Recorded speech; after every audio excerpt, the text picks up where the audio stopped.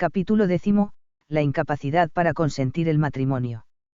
En las reflexiones que proponemos para orientar a los asesores de parejas con dificultades matrimoniales debemos ocuparnos ahora de uno de los temas más actuales y delicados, la incapacidad psíquica para contraer matrimonio. Este problema ha sido objeto de gran atención en los últimos decenios. Se han dictado cientos de decisiones rotales y más numerosos aún son los estudios que se han llevado a cabo, libros, artículos, trabajos de investigación. Además, en algunos países la incapacidad psíquica se ha convertido casi en el único parámetro de evaluación de la validez de un matrimonio, de manera que en la práctica apenas se tienen en cuenta otros posibles motivos de nulidad. Con el fin de ofrecer una orientación que sea fiel a las indicaciones del legislador y de la jurisprudencia de la Rota, a la que compete la unificación de la jurisprudencia canónica, nota 1.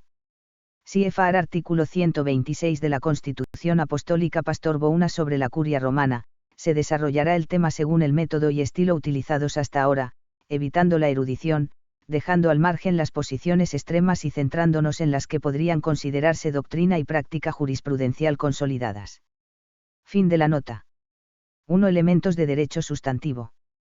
El matrimonio en su momento constitutivo es un pacto o alianza, C. 1055-1, que la legislación canónica denomina también, de modo equivalente, como contrato, C. 1055-2.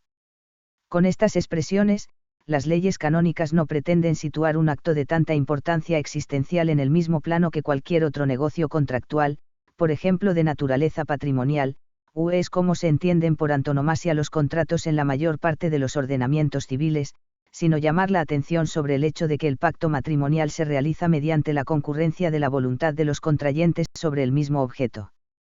De esta manera, la ley canónica afirma con gran claridad que el matrimonio, lo produce el consentimiento de las partes, C. 1057-1, consentimiento que será eficaz si se manifiesta de forma legítima y es emitido por personas jurídicamente hábiles para prestarlo, o, en sentido negativo, que no estén afectadas por un impedimento matrimonial.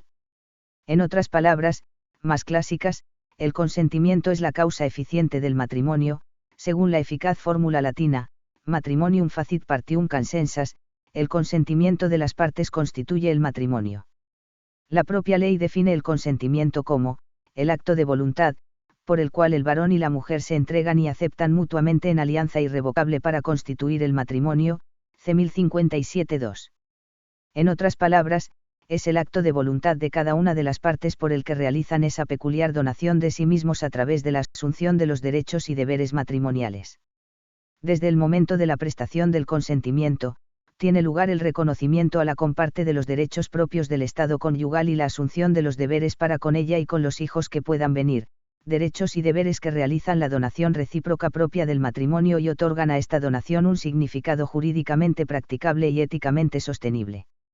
De cuanto se ha dicho resulta que el consentimiento, desde una perspectiva subjetiva, debe considerarse un acto de la voluntad. Esta facultad propia de la persona presupone la inteligencia y pone en acto la libertad. Solo puede ser libre un acto que sea humano, o sea que sea recognoscible como propio de la persona e imputable a ella por haberse realizado no solo libremente, sino también con una comprensión suficiente de su significado. La libertad del hombre es una libertad histórica, no absoluta, desvinculada de condicionamientos.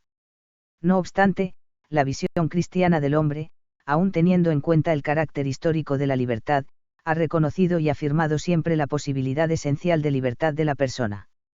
La libertad es condición necesaria para la inteligencia y la voluntad, esto es, para la capacidad de responsabilidad moral.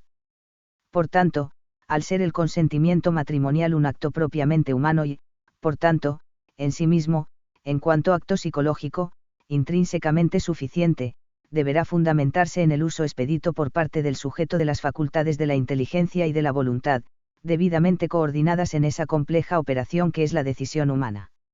De este aspecto subjetivo del consentimiento se ocupan los dos primeros números del Canon 1095, que consideraremos brevemente. Ante todo cabe destacar que, aunque formalmente este precepto en su formulación representa una novedad en la legislación positiva canónica, existe la opinión común de que expresa un principio de derecho natural. Por tanto, es una norma que emana directamente de la realidad misma de las cosas. Desde una perspectiva sustantiva, no hace otra cosa que declarar explícitamente el doble principio conforme al cual el consentimiento matrimonial debe ser en sí mismo suficiente, en cuanto acto de la voluntad que se dirige intencionalmente hacia su objeto, c. 1095, primero y segundo, y en cuanto dicho objeto es realmente posible para el contrayente, c. 1095, tercero.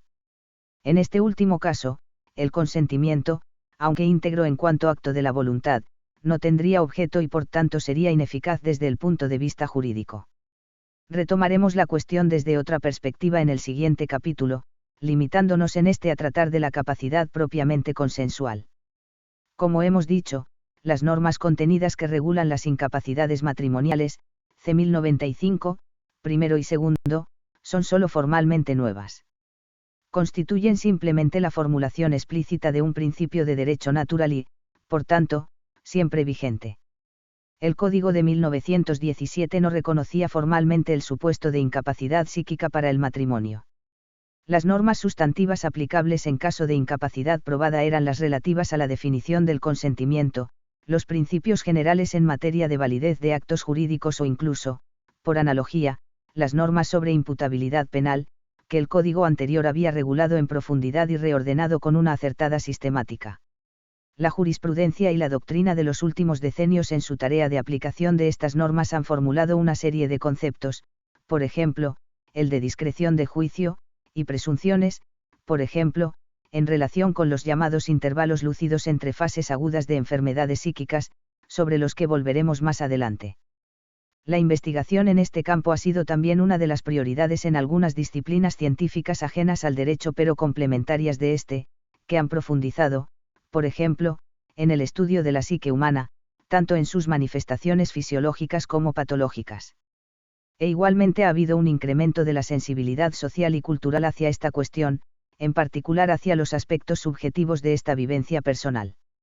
Asimismo, la Pontificia Comisión para la Revisión del Código de Derecho Canónico de 1917 tuvo en cuenta los nuevos conocimientos disponibles, también en disciplinas complementarias del derecho, y las reflexiones doctrinales y jurisprudenciales de carácter estrictamente jurídico.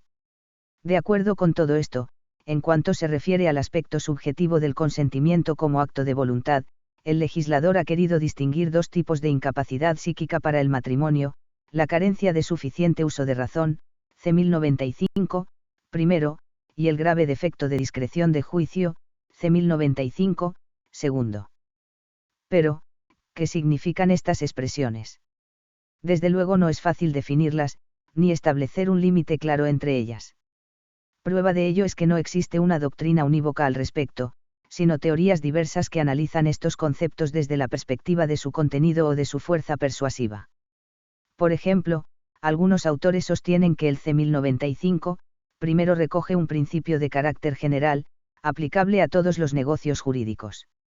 Esta explicación, además del inconveniente de tener que admitir que el legislador habría querido realizar una afirmación obvia y pleonástica, no parece tener en cuenta que la norma se refiere a un uso de razón que ella misma califica como suficiente.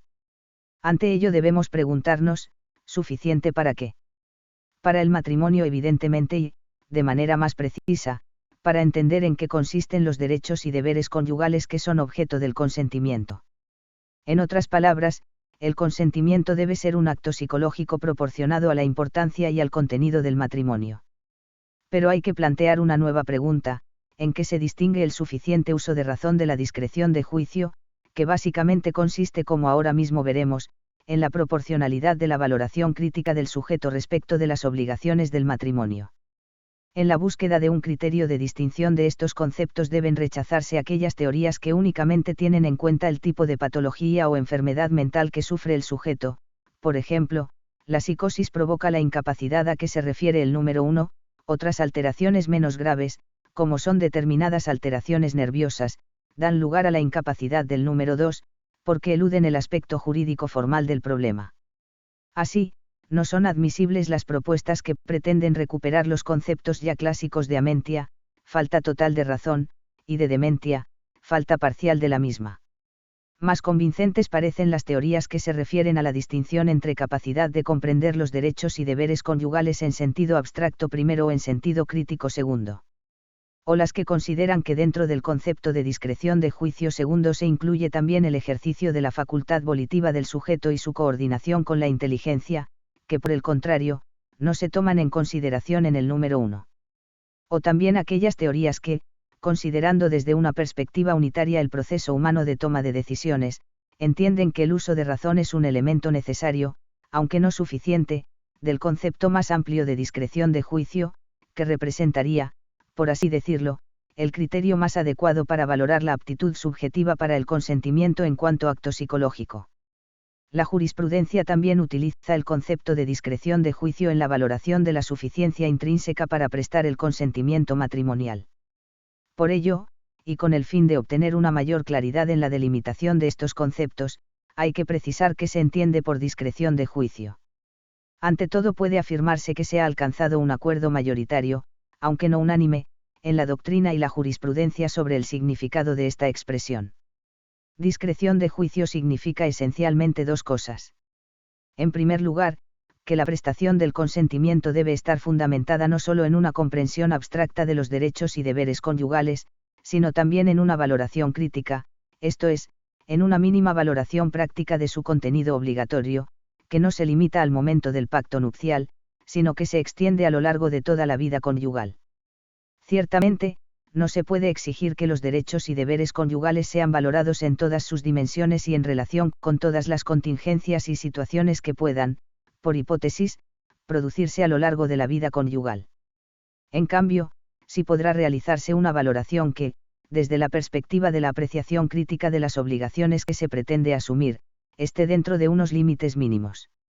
No puede olvidarse que, aunque el matrimonio es un derecho natural de la persona humana y del bautizado, nota 2. El Canon 1058 afirma con carácter general que, pueden contraer matrimonio todos aquellos a quienes el derecho no se lo prohíbe, y el Canon 219 más genéricamente, pero en relación a los bautizados, declara que, en la elección del estado de vida, todos los fieles tienen el derecho a ser inmunes de cualquier coacción. Fin de la nota, es también, como recuerdan algunos autores, un contrato peculiar y más comprometido que otros actos jurídicos, como la adquisición de un inmueble o de un automóvil, dadas las consecuencias morales y existenciales que comporta. En segundo lugar, la discreción de juicio requiere una mínima libertad interior para asumir los derechos y deberes conyugales. Esta libertad no se refiere solo a la ausencia de coacción por terceras personas, circunstancia que, con las debidas condiciones, podrá ser relevante a efectos del C. 1103, sino sobre todo a que la motivación interna del sujeto no esté afectada por ninguna anormalidad o patología, en el sentido más general, no solo médico, de la expresión, que le puedan privar sustancialmente de la libertad, por ejemplo, llevándole a una elección matrimonial completamente irracional. En conclusión, puede afirmarse que para prestar un consentimiento matrimonial naturalmente suficiente, un verdadero acto humano, jurídicamente imputable a quien lo realiza, el sujeto debe tener un uso de razón que le permita entender en abstracto en qué consisten los derechos y deberes matrimoniales. Además debe poseer la capacidad crítica necesaria para valorar mínimamente desde el punto de vista práctico esos derechos y deberes, y una capacidad sustancial de autodeterminación respecto de ellos. Llegados a este punto, un lector atento no podrá menos que preguntarse, ¿cuándo es insuficiente el uso de razón, cuando la valoración crítica se halla por debajo del mínimo exigido, o cuando falta una verdadera capacidad de autodeterminación? En definitiva, cuando el defecto de discreción de juicio es grave, tal y como exige la ley. A estas cuestiones debe responderse en dos fases: primero, desde un punto de vista formal; segundo, desde un punto de vista práctico. Ambas perspectivas, como se verá, están estrechamente relacionadas, siendo la primera de ellas condición esencial para poder comprender la segunda. Conviene precisar previamente qué se entiende por respuesta desde el punto de vista formal. Se trata de averiguar los criterios de carácter general que permitan evaluar la capacidad psíquica de la persona en relación con los derechos y deberes matrimoniales. Esta operación, sin duda muy delicada, deberá realizarse en el ámbito jurídico con rigor metodológico, poniendo de manifiesto los criterios generales, formales, en este sentido, coherentes con los principios del sistema jurídico, que puedan servir después como criterios de valoración en la práctica, es decir, al entrar en contacto con hechos concretos y disciplinas científicas distintas del derecho. Para que la interpretación de los hechos sea correcta y para que el diálogo interdisciplinar sea útil es necesario que el sujeto que haya de juzgar posea unos parámetros seguros de enjuiciamiento y unos criterios objetivos que le preserven de la posibilidad de error, equívoco o arbitrariedad. Con todo ello quiere decirse que para afirmar que un comportamiento es manifestación de una determinada incapacidad, o para admitir la interpretación realizada por un médico o perito, deberán tenerse en cuenta criterios de valoración que, sin contradecir los principios del sistema matrimonial canónico, sean útiles para tomar una decisión defendible desde todos los puntos de vista, de la lógica jurídica, no solo formal, sino también de conformidad con los principios fundamentales del ordenamiento, del respeto de los hechos y de la verdad. Entonces, ¿cuáles pueden ser los criterios formales, los principios generales que permitan valorar rectamente la capacidad psíquica de los contrayentes respecto de las obligaciones matrimoniales? Después de decenios de investigación doctrinal y jurisprudencial, el Romano Pontífice ha ofrecido una importante contribución a este asunto, que ha supuesto una ayuda objetiva para desentrañar una cuestión de tan difícil respuesta. Se contiene, principalmente, en 2 intervenciones autorizadas, sus discursos a la Rota Romana en los años 1987 y 1988. Decimos principalmente porque hay alusiones a este tema en otras alocuciones, previas o posteriores a aquellas, que afrontan de modo analítico esta cuestión. Aquí parece oportuno realizar exclusivamente una valoración jurídica de tales intervenciones y de los criterios de fondo que aportan al tema que estamos tratando. Nota 3 para un análisis de estos discursos, CFR. P. Bianchi, Causes y Cice en Ullita del matrimonio. Y le allocuzioni alla Rota di Giovanni Paolo II, il tema della capacita al matrimonio, en Quaderni di diritto ecclesiale, 2003, pp 403 a 431. Fin de la nota. Podría sostenerse que estas alocuciones constituyen una interpretación auténtica de la norma contenida en el Canon 1095, aunque no puede decirse que sea una interpretación per modum legis, en el sentido del Canon 16.2, puesto que le faltan los requisitos formales. Quienes sostienen esta teoría consideran que dichas alocuciones son algo más que la manifestación de la mens legislatoris, dirigida a precisar el alcance de una norma formalmente clara pero problemática en su aplicación concreta, y ello porque la mens legislatoris, en el sentido del Canon 17, no constituye propiamente una interpretación de la norma misma, a diferencia de lo aquí sucede, sino que simplemente aporta un criterio de interpretación que hace referencia a la mentalidad y al estilo de gobierno del propio legislador. En todo caso, prescindiendo del análisis de su naturaleza, estas 2 alocuciones deben ser consideradas como orientaciones autorizadas, y no pueden ser ignoradas en la aplicación del Canon 1095. En ellas, el pontífice se refiere a los principios canónicos en una materia de particular importancia, que afecta a cuestiones doctrinales, por ejemplo, el respeto a la enseñanza católica sobre la indisolubilidad del matrimonio, o al bien público de la comunidad, por ejemplo, a la certeza del estado de vida de los fieles. A tales principios debe otorgarse el respeto que el intelecto y la voluntad han de prestar al denominado magisterio ordinario, C. 752, nota 4. El canon afirma, se ha de prestar un asentimiento religioso del entendimiento y de la voluntad, sin que llegue a ser de fe, a la doctrina que el sumo pontífice o el colegio de los obispos, en el ejercicio de su magisterio auténtico, enseñan acerca de la fe y de las costumbres, aunque no sea su intención proclamarla con un acto decisorio. Por tanto, los fieles cuiden de evitar todo lo que no sea congruente con la misma. Fin de la nota. Por otra parte, hay que identificar correctamente al destinatario de las alocuciones. Como ya recordamos, corresponde a la Rota Romana la unificación de la jurisprudencia canónica mediante una auctoritas rerum similiter judicatarum que, aun prescindiendo del rigor original de la expresión, sirve de orientación a los tribunales locales. Es por tanto razonable pensar que las indicaciones del pontífice a este tribunal trascienden las circunstancias contingentes en que fueron pronunciadas, y debe entenderse que están dirigidas a todos los jueces y tribunales de la Iglesia. Por lo demás, este valor general que se les otorga ha sido reconocido anteriormente, sin mayor dificultad, a otras alocuciones análogas, encaminadas a dirimir cuestiones jurídicas especialmente delicadas. Basta pensar en la alocución pronunciada en 1942 por Pío XII sobre el concepto de certeza moral, o la de Pablo VI en 1976 sobre el valor jurídico del afecto conyugal. Por lo demás, el hecho de que la llamada de atención contenida en las alocuciones pueda resultar particularmente urgente en algunos ámbitos de la Iglesia no disminuye su valor doctrinal o disciplinar para el resto de la comunidad cristiana. En cuanto a su contenido, en las dos alocuciones se recogen principios de extraordinaria importancia para delimitar los criterios jurídicos de valoración de la incapacidad matrimonial canónica. En primer lugar, Juan Pablo II invita a distinguir cuidadosamente la dificultad y la auténtica incapacidad. Para el canonista debe quedar claro el principio de que solamente la incapacidad y no simplemente la dificultad para prestar el consentimiento y para realizar una verdadera comunidad de vida y amor hace nulo el matrimonio. Nota 5. Juan Pablo II, al Tribunal de la Rota Romana, 5 de febrero de 1987, N7, en http://3ubs.vatican.va/holy-faadar/ion-paul-2 Fin de la nota. El problema estriba en establecer el límite entre dificultad e incapacidad. Juan Pablo II ofrece a este propósito otro criterio que, aunque de carácter general y formal, contribuye a precisar el alcance del principio enunciado. Una verdadera incapacidad puede ser admitida en hipótesis solo en presencia de una seria forma de anomalía que, cualquiera que sea su denominación, afecte sustancialmente a la capacidad de entender o querer del contrayente. Nota 6. Ibidem. Fin de la nota.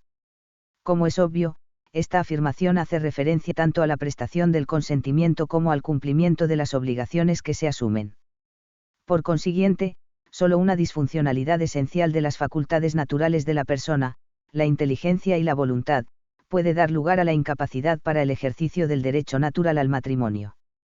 La privación del ejercicio de este derecho por un motivo que no suponga una limitación sustancial de las facultades naturales de la persona deberá considerarse abusiva y no conforme a la realidad de los hechos. Para comprender con exactitud el criterio propuesto por el pontífice hay que entender también su ratio intrínseca. Esta no es, ciertamente, de carácter práctico, en el sentido que han sugerido ciertas publicaciones, comentando las intervenciones de Juan Pablo II que estamos considerando, como sería la necesidad de restringir la aplicabilidad de las causas de nulidad por incapacidad psíquica, con el fin de corregir interpretaciones extensivas que se realizaban en determinados países.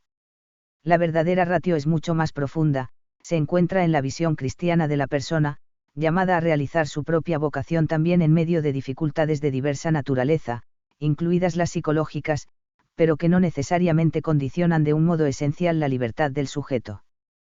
Parece claro, y las dos alocuciones del Santo Padre a la Rota de 1987 y 1988 irradian una gran luz sobre el tema, que el criterio para determinar la incapacidad psíquica para contraer matrimonio deriva de la visión antropológica cristiana, y contribuye a la salvaguardia de la libertad y dignidad de la persona, en contraste con planteamientos deterministas y, en última instancia, irresponsables desde la perspectiva moral. Nota 7. CFR Juan Pablo II, al Tribunal de la Rota Romana, 25 de enero de 1988, N5, en http://3ubs.vatican. va/oli-fater/ion-paul-2 Fin de la nota. Se comprende entonces, en relación con cualquiera de los supuestos de que se ocupa el canon 1095, pues las citadas alocuciones no hacen distinciones y la materia misma no permite establecer diferencias lógicas, que solo podrá hablarse de incapacidad en sentido estricto en presencia de formas graves de anomalías. También la jurisprudencia rotal ha sostenido, de manera constante, antes y después de las alocuciones de Juan Pablo II, que tales anomalías han de basarse en una patología del sujeto, aunque entendiendo esta expresión no en sentido estrictamente médico, como se verá en los ejemplos que analizaremos más adelante, no siendo suficiente para considerarlo incapaz de decidir o actuar una escasa preparación, los hábitos erróneos, el carácter, la falta de prudencia o diligencia en la toma de decisiones, una educación deficiente, el mal ejemplo recibido, etc. Hechas estas precisiones, podemos pasar a la segunda fase de nuestra respuesta a la cuestión de cuándo el uso de razón es insuficiente o el defecto de discreción de juicio es grave, sin olvidar que el criterio formal para valorar la incapacidad psíquica habrá de tener en cuenta también, por las razones que señalaremos, la incapacidad de asumir las obligaciones esenciales del matrimonio en el sentido que da a esta expresión el canon 1095, tercero. En la práctica se trata de determinar cuándo una forma patológica tiene la entidad necesaria para afectar de manera sustancial a las facultades naturales de la inteligencia o voluntad de la persona. ¿Cuáles son estas formas patológicas? La jurisprudencia, tras largos años de detenido estudio, ha individualizado un buen número, pero solo podremos tomar en consideración algunas de ellas. Igualmente haremos referencia a ciertos principios que pueden deducirse de una consideración atenta de la doctrina jurisprudencial. Responden a los criterios de incapacidad consensual algunos de los síndromes patológicos mayores en el campo psíquico, como la psicosis, por ejemplo, la esquizofrenia o la psicosis maníaco-depresiva. Estas patologías se encuentran en un estado que podría llamarse cualificado, es decir, de enfermedad declarada. En estos casos es aplicable una de las pocas presunciones de carácter general, si no la única, que la jurisprudencia ha formulado en relación con la prueba de la incapacidad. Si se producen episodios de psicosis antes y después de la prestación del consentimiento se debe presumir la incapacidad del sujeto, aunque el consentimiento se haya prestado en una fase de aparente recuperación de la salud, o sea, en uno de los llamados intervalos lúcidos. A la vista de los actuales conocimientos científicos, debe entenderse que en dichos intervalos lúcidos no se produce una recuperación de la salud mental, sino una remisión de los síntomas más llamativos de la enfermedad, por ejemplo, mediante control farmacológico. La presunción contraria vale para los restantes casos, también para la fase inicial prodrómica de una enfermedad psíquica, el sujeto se considera capaz, a menos que se pruebe positivamente que la enfermedad ya había producido en él disociaciones psíquicas, aunque no estuvieran acompañadas de síntomas que pudieran ser observados por personas inexpertas. Las patologías menores pueden también influir sobre la capacidad consensual, sobre todo en cuanto se refiere a la discreción de juicio. Es el caso, por ejemplo, de algunas neurosis, aunque el trastorno ha de ser grave y afectar a aspectos del consentimiento matrimonial que requieran una valoración crítica, sería el supuesto de neurosis que comporta una grave dificultad para el desarrollo de la vida sexual. Otros tipos de neurosis graves se manifiestan como ideas obsesivas, o como formas agudas de angustia, que pueden limitar la libertad interior que requiere la discreción de juicio. En el caso de los llamados trastornos de la personalidad se debe presumir la capacidad consensual del sujeto, y considerar la hipótesis de la incapacidad como excepcional. En este caso, la incapacidad está estrechamente vinculada a la gravedad clínica del trastorno y a la relación que guarde con cualquiera de los derechos y deberes conyugales. Así, por ejemplo, la personalidad borderline del psicótico, caracterizada por un comportamiento imprevisible, por la toma de decisiones irracionales y la pérdida temporal del contacto con la realidad, puede influir sobre la capacidad de valoración crítica y de autodeterminación del sujeto. La capacidad consensual puede también verse afectada por hechos que pueden definirse como patológicos solo en un sentido impropio, y que derivan de factores exógenos, por ejemplo, intoxicaciones agudas o crónicas por estupefacientes o sustancias alcohólicas, o por fenómenos de dominio de la voluntad por terceros, como algunos casos verdaderamente excepcionales de hipnosis o de sugestión por un medium. En el supuesto de intoxicación aguda por alcohol o drogas, el juicio acerca de la capacidad del sujeto dependerá del tipo y cantidad de sustancia consumida, del tiempo transcurrido entre su consumición y la prestación del consentimiento y de los efectos que tuvo sobre la conducta del sujeto durante la celebración del matrimonio. En los estados crónicos de intoxicación la gravedad deberá valorarse conforme a criterios científicos seguros. Existen, por ejemplo, parámetros de valoración de las diversas fases del alcoholismo crónico, basadas en los efectos que produce sobre la inteligencia y la voluntad del sujeto, y a su actitud frente a las obligaciones matrimoniales, de tal manera que su incumplimiento constituirá un indicio de incapacidad que deberá tenerse en cuenta. En particular, en relación con el consumo de drogas, habrá de valorarse caso por caso, porque no ha encontrado apoyo suficiente la rígida presunción contenida en algunas resoluciones judiciales según la cual todos los toxicómanos habrían de considerarse incapaces. Sin embargo, prevalece el criterio que considera la dependencia habitual de las llamadas drogas duras como un indicio relevante a favor de la incapacidad. No puede olvidarse, por último, que las personas alcohólicas o toxicómanas pueden sufrir trastornos de personalidad, que también habrán de tenerse en cuenta en la valoración de la capacidad del sujeto. Otro tema al que hay que referirse es el de la inmadurez, noción ampliamente desarrollada en los últimos decenios, como muestra el gran número de sentencias que han afrontado este problema y de estudios doctrinales que han intentado una clarificación teórica de la cuestión. Resulta sumamente complejo y difícil, debido a la propia indeterminación del concepto de inmadurez. En efecto, aunque ésta puede suponer la incapacidad de un sujeto para un determinado asunto, en el caso que nos ocupa, la prestación del consentimiento matrimonial o la asunción de las correlativas obligaciones, puede ser también, y desde luego lo es de una forma más clara, un simple indicio de que el sujeto no goza de una manera absoluta y óptima de capacidad psicológica, emotiva o moral. En otras palabras, el sujeto no posee una ineptitud radical, sino solo una escasa preparación. Además, hay que tener en cuenta que el término de inmadurez se refiere a realidades diferentes, según la disciplina que se ocupa de ella. En psicología, por ejemplo, el concepto de inmadurez tiene un verdadero carácter científico, relativo al estado de plena madurez de la persona y a alguna carencia que lo distancia de dicha plenitud.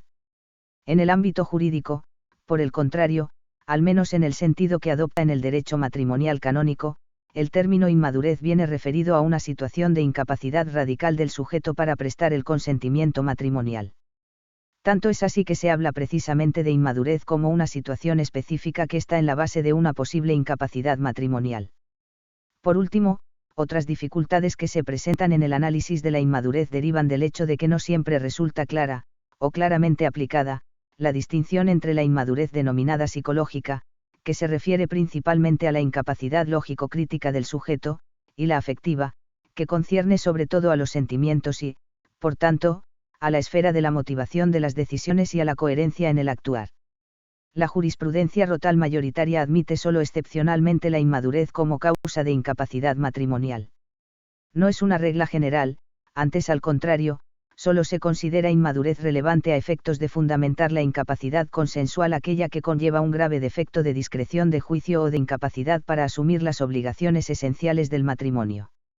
Por tanto, no toda forma de inmadurez personal, sea psicológica o afectiva, determina la incapacidad del sujeto para prestar el consentimiento, solo son relevantes aquellas que, excepcionalmente, revisten una particular gravedad.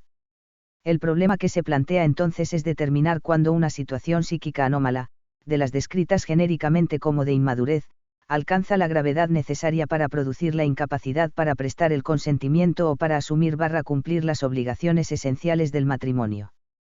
Esta determinación no podrá basarse exclusivamente en la importancia de los síntomas de inmadurez que puedan observarse en la conducta del sujeto, sino que deberá realizarse un examen profundo y sistemático de todas sus actuaciones. Y ello porque, como recuerda el Romano Pontífice, no es difícil encontrar en los contrayentes aspectos infantiles y conflictivos que, con un planteamiento semejante, se convierten inevitablemente en la prueba de su anormalidad, cuando la realidad es que quizás se trata de personas sustancialmente normales, pero con dificultades que podrían ser superadas, si no hubiese existido el rechazo de la lucha y del sacrificio. Nota 8. Juan Pablo II, al Tribunal de la Rota Romana, 25 de enero de 1988, CIT.N8. Fin de la nota. En consecuencia, el criterio para calificar la gravedad será aquel que permita decidir, mediante una visión de conjunto de los hechos causantes y de las razones formales, estructurales, esto es, relativas al funcionamiento de las facultades naturales de la persona, qué actos es capaz de realizar y qué tipo de decisiones puede tomar. En definitiva, puede afirmarse que los criterios para determinar en qué casos una forma de inmadurez puede dar lugar a la incapacidad matrimonial no son distintos, y no podrían serlo, de aquellos que permiten comprobar cualquier otra forma de incapacidad psíquica para el matrimonio. Prueba de ello es no solo el porcentaje de decisiones de la Rota que ha reconocido casos de inmadurez como causas de incapacidad matrimonial, sino también que, en tales excepcionales decisiones, el genérico diagnóstico de inmadurez no raramente se reconduce a una categoría más específica, sobre todo al ámbito de los llamados desórdenes de la personalidad o de graves neurosis que se refieren al objeto del consentimiento. Esto se debe a que la gravedad debe derivar de una anomalía sustancialmente lesiva de las facultades naturales del sujeto. Para concluir el tratamiento de derecho sustantivo, formularemos algunas precisiones sobre la prueba de un posible ausencia involuntaria del consentimiento en el sentido del Canon 1095, primero y segundo, puesto que el lector seguramente ya se habrá preguntado muchas veces, pero ¿cómo es posible probar todo lo que la ley y la jurisprudencia exigen? La prueba de la incapacidad puede estructurarse básicamente en torno a tres elementos: el análisis de las actuaciones y de la conducta del sujeto, en particular de los hechos que presenten una mayor relevancia, cronológica o sustantiva, en la decisión matrimonial, la reconstrucción de la posible historia clínica del sujeto, y la prueba pericial de su situación psíquica. Esta triple indagación deberá adaptarse a las exigencias concretas del caso, pudiendo prevalecer cualquiera de los tres tipos de prueba señalados. Está claro, por ejemplo, que en el caso de una enfermedad psicótica con episodios pre- y postnupciales la reconstrucción de la historia clínica del sujeto tendrá una importancia decisiva, mientras que en un supuesto de intoxicación alcohólica aguda tendrá poco sentido una prueba pericial, sobre todo si han transcurrido bastantes años desde el hecho que se trata de probar. A continuación nos referiremos a los tres tipos de prueba indicados. El comportamiento del sujeto deberá ser examinado por el juez con particular cuidado. Como se desprende claramente de la normativa canónica, solo pueden formularse presunciones o desarrollar razonamientos lógicos a partir de hechos ciertos y determinados, C. 1586. La reconstrucción de los hechos es también de gran importancia con vistas a facilitar al perito un material fiable para su interpretación técnica. Es evidente que la prueba pericial perderá valor si se realiza a partir de hechos, que quizá pueden ser síntomas de una deficiencia grave, pero que no han sido probados. Así, por ejemplo, no bastará con que un testigo esté dispuesto a declarar que una persona, supuestamente incapaz, es rara. Tal afirmación no pasa de ser una mera opinión, carente de fuerza probatoria mientras el que la formula no precise qué criterios ha utilizado y, sobre todo, qué hechos fundamentan semejante afirmación. Por otra parte, las actuaciones del sujeto serán tanto más relevantes cuanto más próximas estén cronológicamente al momento del consentimiento matrimonial o cuando tengan como objeto alguna de las obligaciones matrimoniales. Sería poco coherente sostener, por ejemplo, que una persona carece del suficiente uso de razón para valorar tales obligaciones o que tiene una carencia grave de discreción de juicio, si ha cumplido todas sus obligaciones matrimoniales, incluso durante un largo periodo de tiempo. Como la incapacidad consensual para el matrimonio ha de fundamentarse en una deficiencia que incapacite al sujeto para el ejercicio de la inteligencia y la voluntad, deberá elaborarse su historia clínica, sirviéndose, cuando sea necesario, de informes médicos o de centros de recuperación. La falta de historia clínica, salvo en casos excepcionales de intoxicación aguda por sustancias psicotrópicas o, aún más extraños, episodios de hipnosis, será un indicio de que no hay una incapacidad probada. No quiere decirse con ello que la falta de este historial sea un obstáculo insalvable para probar la incapacidad. Existen algunos trastornos de la personalidad, por ejemplo, los denominados técnicamente egosintónicos, que no perturban al sujeto, sino solo a los demás. El sujeto puede estar convencido de que se encuentra perfectamente bien y no necesita ayuda médica, y por lo tanto rechaza cualquier consejo que le inste a recurrir al auxilio de la medicina. Con esto queremos señalar, en definitiva, que la falta de historia clínica es, como regla general y salvo prueba en contra, un indicio desfavorable para demostrar la incapacidad consensual, pero solamente un indicio. En efecto, el juicio sobre la falta de consentimiento es de carácter jurídico y se basa en el análisis de todos los hechos, pero no exclusivamente en los datos clínicos. Estos son solo uno de los elementos que el juez debe tomar en consideración. Por último, el tercer pilar de la prueba de una posible incapacidad consensual será la prueba pericial, que el Código prevé también específicamente para las causas matrimoniales, CC 1574 y 1680. Nota 9.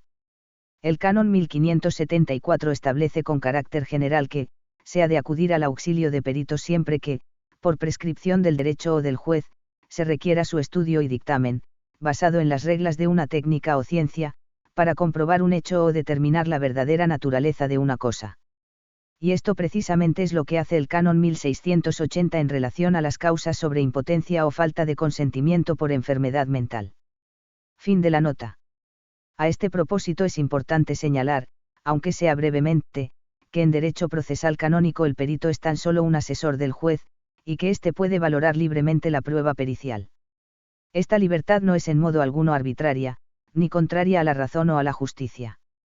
El juez deberá realizar una lectura crítica del informe pericial, tanto si ha sido solicitado de oficio, a instancia de parte o incluso si se trata de informes extrajudiciales, motivando las razones que le lleven a aceptar o rechazar las conclusiones del perito, C. 1579-2. Nota 10. Cuando exponga las razones de su decisión, el juez, debe hacer constar por qué motivos ha aceptado o rechazado las conclusiones de los peritos. Fin de la nota. Esta lectura crítica no podrá basarse, evidentemente, en argumentos propios de la disciplina del perito, puesto que si el juez fuese un experto en ella no habría necesitado del perito, sino sobre argumentos que la propia jurisprudencia ha ido elaborando, por ejemplo, la concordancia de las conclusiones y argumentos del informe pericial con los hechos que constan en la causa, C. 1579-1. Nota 11. El juez ha de ponderar atentamente no solo las conclusiones de los peritos, aunque éstas sean concordes, sino también las demás circunstancias de la causa. Fin de la nota. La lógica intrínseca del trabajo pericial, la metodología utilizada, el contacto personal con el sujeto sobre quien se realiza la pericia, etc. En las alocuciones antes mencionadas, Juan Pablo II explicitó otro criterio fundamental para la valoración de los informes periciales, la verificación de los llamados presupuestos antropológicos, es decir, la coherencia de la visión del hombre que tiene el perito con la formulada por la antropología cristiana, que está también en la base del derecho canónico. Está claro que un perito que, en la interpretación de los hechos, partiera de una visión del hombre muy distinta a la cristiana, por ejemplo, una visión determinista y que niegue casi a priori la libertad, o una visión que implícitamente restrinja el ejercicio del derecho al matrimonio solo a individuos particularmente dotados, o susceptibles de lograr el éxito en sus relaciones, ofrecería al juez una respuesta inapropiada e inútil para la consecución del fin que se persigue con la intervención del perito. Por último, debe recordarse, y deberán tenerlo en cuenta también los asesores de las parejas con graves dificultades matrimoniales, para obtener la máxima colaboración de los interesados y no crear falsas expectativas, que la reconstrucción de la historia clínica de un individuo y la práctica de una prueba pericial difícilmente podrán llevarse a cabo sin la colaboración franca y verdadera de la persona cuya capacidad se está examinando. Hoy en día es bastante difícil, también por un justo respeto a la intimidad personal y al secreto profesional, que los médicos estén dispuestos a declarar o que los responsables de instituciones sanitarias emitan certificados o historias clínicas sin la debida autorización. Igualmente, en el ámbito de los informes periciales, aunque sea posible realizar una pericia basada solo sobre las actas del proceso, puede resultar poco convincente si falta el contacto directo con el sujeto y no se suple con una información clínica bien documentada. 2. Guía para el asesor. A la luz de cuanto hemos dicho hasta ahora, el asesor de parejas con dificultades matrimoniales graves que piense que puede ser nulo un matrimonio concreto como consecuencia de una ausencia involuntaria de consentimiento por falta del suficiente uso de razón, o por grave defecto grave de discreción de juicio, antes de plantearlo a los interesados debe sumariamente indagar sobre los siguientes extremos. Primero, cómo se ha desarrollado el noviazgo y, sobre todo, cuáles han sido las causas de las dificultades o de la ruptura, si fueron debidas a excentricidades, anomalías de comportamiento del supuesto incapaz y en qué consistían exactamente.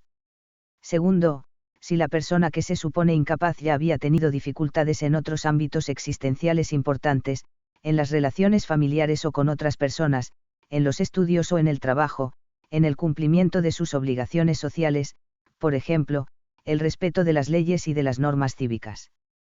Tercero, si la persona que supuestamente es incapaz para el consentimiento tenía antecedentes neuropsiquiátricos, si se considera médicamente curado, o si se han repetido los episodios y tiene tendencia a que se repitan, qué diagnóstico obtuvo y qué tratamiento se le aplicó, si la curación de la enfermedad se había producido ya en el momento en que prestó consentimiento, si ha habido alguna hospitalización o internamiento antes del matrimonio, cuándo, dónde, por cuánto tiempo, qué posibilidad hay de documentarlo, etc. Cuarto, cómo hablaba el sujeto antes de la boda acerca del matrimonio y de las obligaciones conyugales, en particular, si presentaba comportamientos excéntricos o sensiblemente inmaduros. Si de tales actitudes derivaron enfrentamientos con otras personas, y qué capacidad de razonamiento y autocrítica mostró el sujeto al respecto. Quinto, si el sujeto fue convencido para que se casara, o si hubo alguna causa anómala que le indujera a contraer matrimonio, por ejemplo un embarazo, escrúpulos graves, presiones de otras personas. Será muy importante averiguar el peso subjetivo de tales situaciones externas. Aunque por sí mismas no cercenan la libertad interior, también es cierto que pueden ejercer una enorme influencia sobre personas particularmente sugestionables, débiles o predispuestas. Sexto, si el sujeto ha tenido hábitos nocivos que puedan influir en su estado psíquico, como el consumo de alcohol o de drogas, qué sustancias consumió y con qué frecuencia, si intentó curarse y con qué éxito. Séptimo, cómo se comportó el sujeto durante los preparativos de la boda y el mismo día del enlace, si tuvo actuaciones incongruentes con las circunstancias, intervenciones inoportunas o comportamientos llamativos. Octavo, cómo ha cumplido el sujeto sus obligaciones matrimoniales. En realidad, como ya se ha apuntado, la capacidad para asumir las obligaciones esenciales del matrimonio constituye un capítulo autónomo de nulidad por defecto del objeto del consentimiento, c. 1095, tercero, pero es difícil sostener que quien no es realmente capaz de valorar las obligaciones del matrimonio y autodeterminarse respecto de ellas pueda haberlas cumplido perfectamente, incluso durante un largo periodo. Lo que debería esperarse, por el contrario, es alguna deficiencia también en su ejecución. Noveno, cómo ha sido la historia clínica del sujeto después de la celebración de la boda. Aunque, obviamente, la apreciación de la capacidad consensual ha de referirse estrictamente al momento de prestar el consentimiento, el estudio de la evolución clínica del interesado podrá aportar no pocas luces sobre las condiciones en que se encontraba en aquel preciso momento. Décimo, si el supuesto incapaz está dispuesto, en el caso de que se incoara una causa canónica, a someterse a una prueba pericial o, al menos, a liberar del secreto profesional a médicos o instituciones que puedan haberlo tratado. 3 ejemplos. A. Primer ejemplo. Julia procedía de una familia no creyente y no estaba bautizada. A los 18 años se independizó de sus padres, que desde entonces no se ocuparon más de ella. Julia, sin trabajo estable, empezó a vivir con Borja.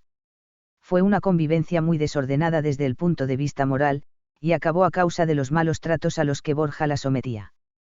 Julia frecuentaba los ambientes artísticos, porque sentía un gran interés por esas actividades. En ese entorno conoció a Pascual, que por entonces acababa de finalizar un periodo de internamiento en un centro de rehabilitación de toxicómanos, donde había intentado dejar la droga. Solo lo había conseguido parcialmente, pues continuaba fumando porros y abusando del alcohol. No trabajaba y se había retirado a vivir a una granja, mejor sería decir una cabaña, que le cedieron sus padres. Julia comenzó a vivir con Pascual. La convivencia prematrimonial duró cerca de 3 años. Fue una experiencia verdaderamente desastrosa. Pascual solo tenía interés por Julia desde el punto de vista sexual.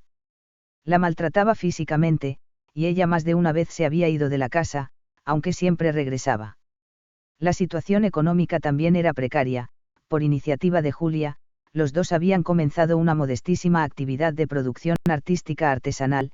Sin embargo, Pascual trabajaba solo ocasionalmente, continuaba con el consumo de porros y alcohol, y descuidaba también las obligaciones administrativas inherentes a la pequeña actividad que realizaban. En esos 3 años de convivencia Julia buscó el consejo de un sacerdote de la zona. Queriendo profundizar en el conocimiento de la fe cristiana, comenzó a estudiar y a hablar periódicamente con él, hasta el punto que pidió recibir el bautismo. Una vez bautizada se hizo el siguiente razonamiento con toda su buena voluntad y honradez: soy cristiana y convivo con Pascual sin haberme casado. Debo acabar con esta situación. Es preciso que nos casemos. Desoyendo los consejos del sacerdote que la había iniciado en la fe, Julia no se dio cuenta que la solución más razonable era interrumpir la fallida convivencia.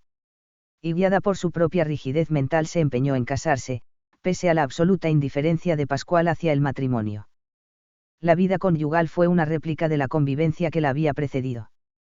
El matrimonio fue consumado y la convivencia duró solo unos meses, concluyendo con la huida de Julia ante la violencia cada vez más exacerbada de Pascual. Introducida la causa canónica sobre la base de los hechos relatados, Julia se sometió a un examen pericial. En el dictamen se afirmaba que tras su honradez y rigidez, aunque de buena fe, se ocultaba un grave trastorno de la personalidad, caracterizada como borderline, en el límite de lo psicótico y de pérdida de contacto con la realidad.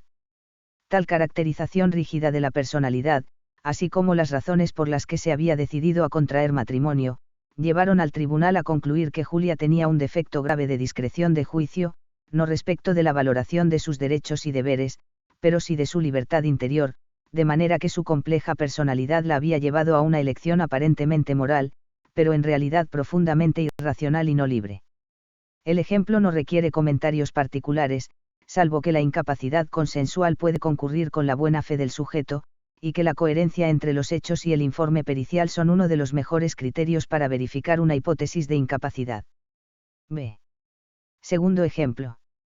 Marcos era educador en un centro de drogodependientes. Tiempo atrás, él mismo había recibido tratamiento en el centro, pues era heroinómano, y su evolución parecía positiva. Por esta razón, y con el fin de lograr su completa curación, había sido designado educador de los demás residentes del centro, para que les transmitiera su experiencia sobre cómo salir de la droga, a la vez que vigilaba su conducta. Como estaba casi al final de su proceso de recuperación, y puesto que parecía haber obtenido resultados positivos, disfrutaba de una mayor libertad, en concreto, podía salir del centro para realizar encargos y pequeños servicios. Sofía era una de las voluntarias que acudían al centro a ayudar. Allí conoció a Marcos. Pronto congeniaron y comenzaron a verse con regularidad, unas veces en el centro y otras aprovechando las salidas de Marcos. La intimidad fue en aumento y Sofía quedó encinta. Entonces pensaron en el matrimonio.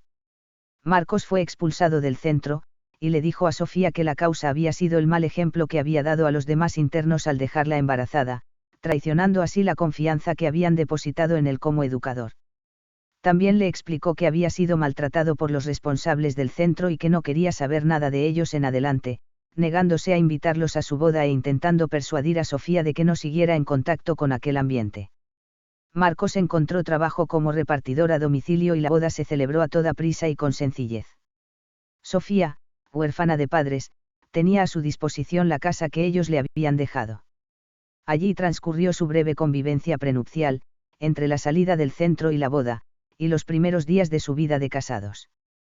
En todo ese tiempo Sofía no advirtió nada extraño en Marcos. Sin embargo, 15 días después de la boda Sofía utilizó el coche de Marcos para ir de compras.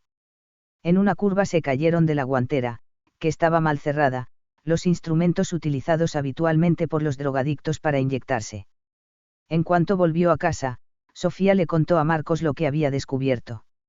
Él trató de negarlo todo de manera poco convincente, pero ante la intervención de amigos y familiares de ella admitió que había vuelto al consumo de heroína durante los últimos meses de permanencia en el centro, aprovechando los momentos de libertad que tenía, y había vuelto con sus antiguas compañías. Admitió también que el motivo por el que había sido expulsado del centro no era tanto el embarazo de Sofía como la sospecha de que había vuelto a caer en la droga, y que él no había querido reconocer y afrontar el problema porque se sentía incapaz de prescindir de la heroína.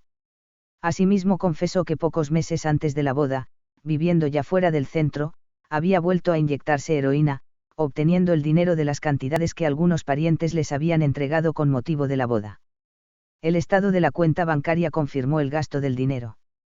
Algunos amigos afirmaron que Marcos les había pedido prestado dinero, alegando razones poco dignas de crédito.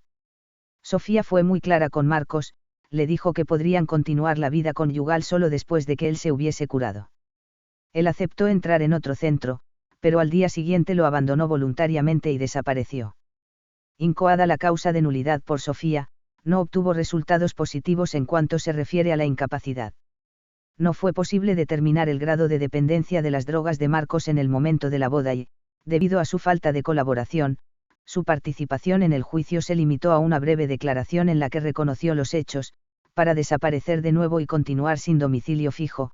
No fue posible realizar una prueba pericial que examinara su personalidad. Los datos relativos al consumo de drogas que aportaron del antiguo centro, donde vivía cuando conoció a Sofía, se referían a muchos años antes, y los del centro donde había estado un solo día eran demasiado escasos para ser tenidos en cuenta. Por otra parte, en el primer centro no se había realizado un estudio psicológico de Marcos que pudiera suplir la falta de prueba pericial. Por lo demás, incluso habiendo admitido Marcos que había vuelto al consumo de drogas desde hacía tiempo, no había presentado ninguna conducta extraña o propia de los toxicómanos en fases agudas, en la época en que se celebró la boda. Y durante la convivencia con Sofía tampoco ella notó nada extraño hasta que se produjo el desafortunado descubrimiento de la guantera.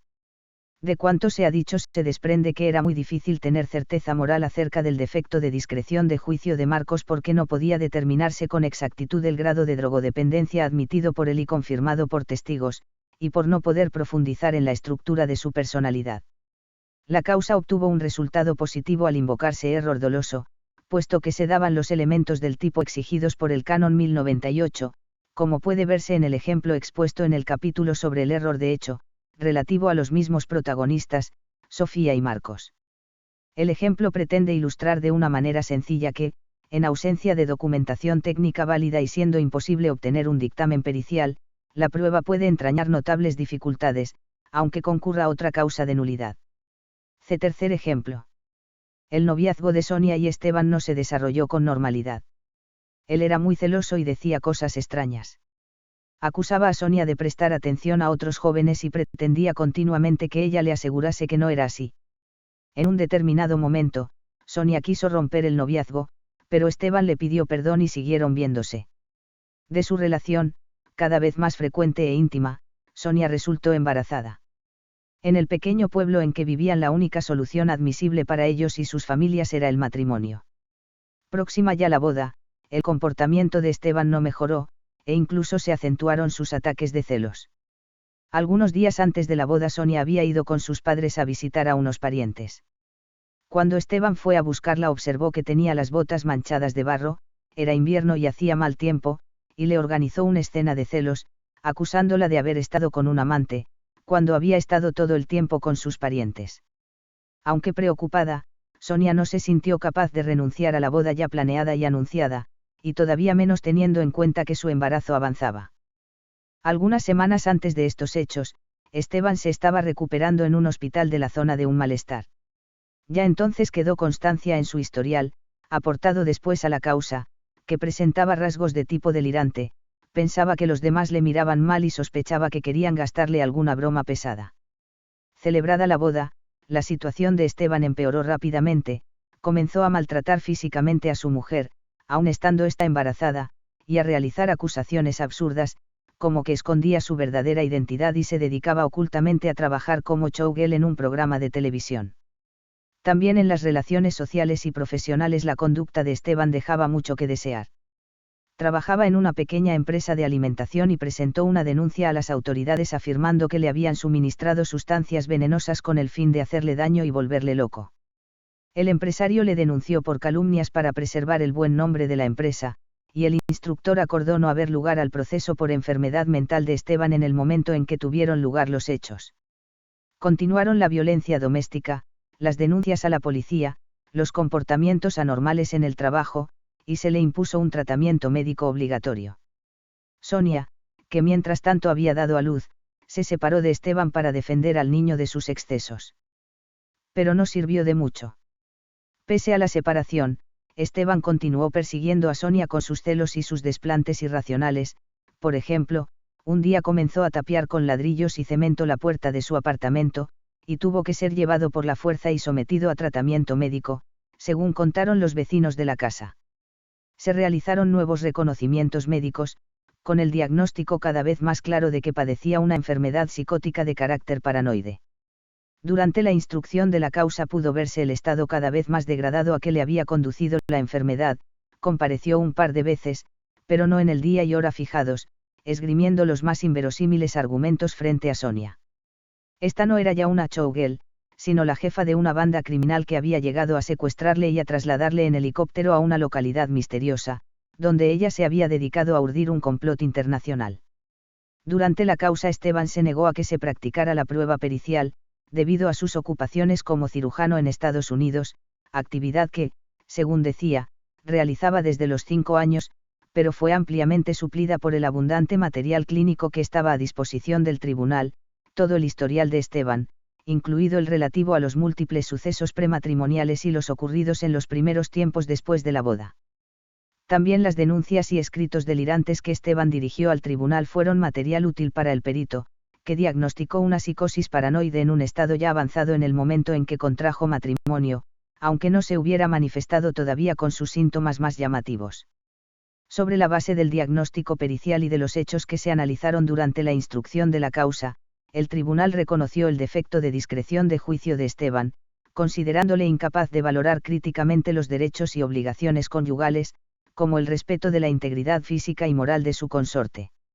El ejemplo, teniendo en cuenta lo que ya se ha dicho, intenta poner de relieve la importancia de aportar la documentación médica en las causas de incapacidad consensual, porque si es clara y unívoca, como en el caso de Esteban, puede ser un elemento de prueba decisivo, incluso si falta la prueba pericial directa. De cuarto ejemplo. Vicente había tenido una vida poco afortunada, sobre todo en el delicado momento del comienzo de la adolescencia.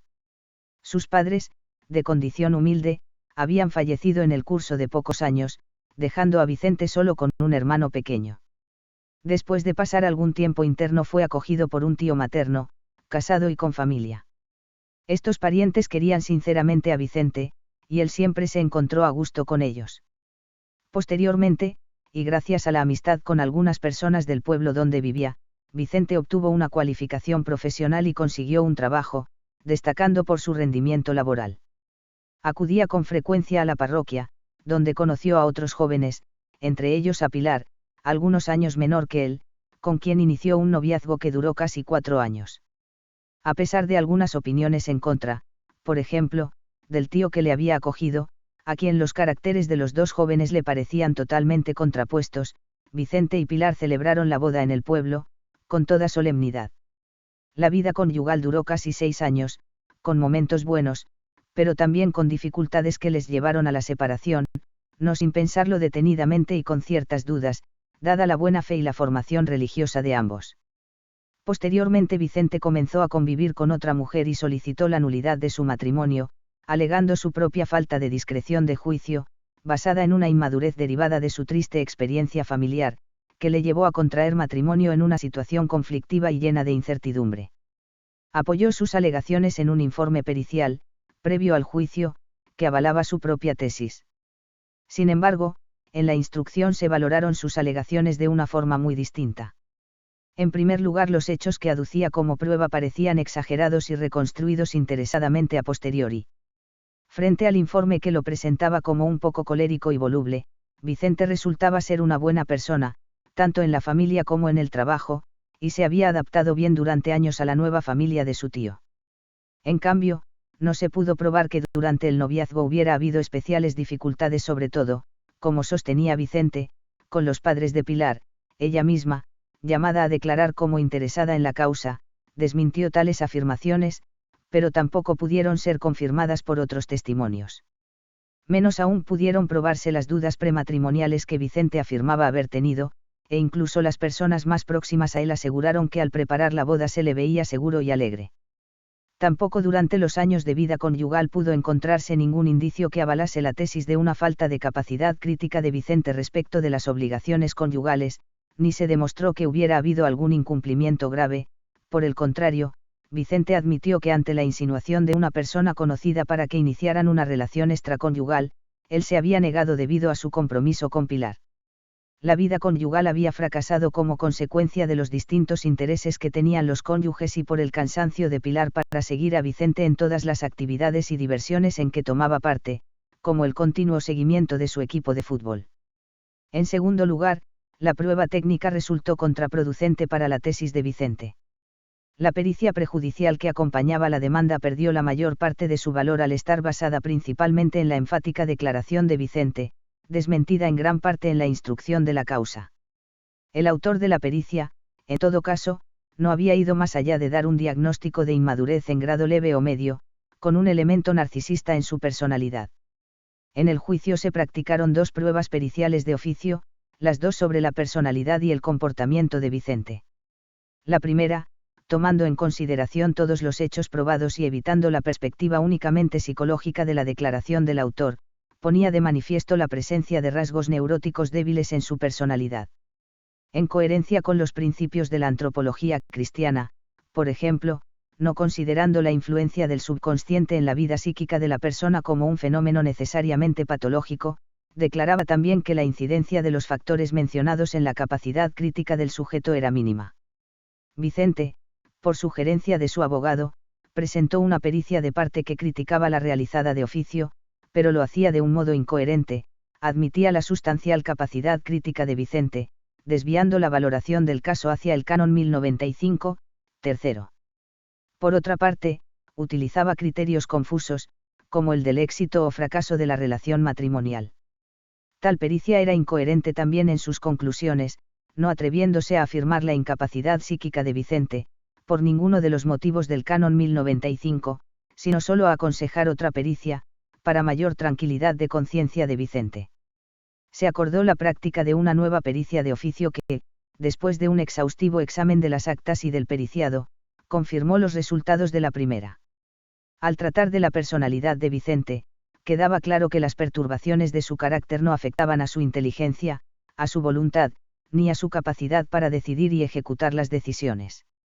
Las experiencias de la infancia podrían tener alguna influencia en él, pero no de manera sustancial, hasta el punto de privarle de su capacidad crítica, de poder valorar las propias decisiones o de dificultar el cumplimiento de los compromisos asumidos. El ejemplo puede servir al asesor para prevenirle ante la posibilidad de dejarse impresionar por casos particularmente dolorosos, como el de la infancia de Vicente, y de estereotipos que no siempre se dan, el huérfano inmaduro, el hijo único que no sabe vivir con independencia de sus padres, el niño interno en un colegio que es un rebelde el resto de su vida, etc., examinando cada uno de los hechos y su efectiva influencia en el caso de que se trate. La misma prudencia habrá de observarse ante dictámenes psicológicos elaborados sobre la base de una declaración unilateral de la persona, o poco claros en su aspecto clínico o médico-legal. Tratar de fundamentar una causa de nulidad sobre declaraciones no verificadas o sobre pareceres psicológicos unilaterales y abstractos puede llevar a importantes desilusiones en sede judicial.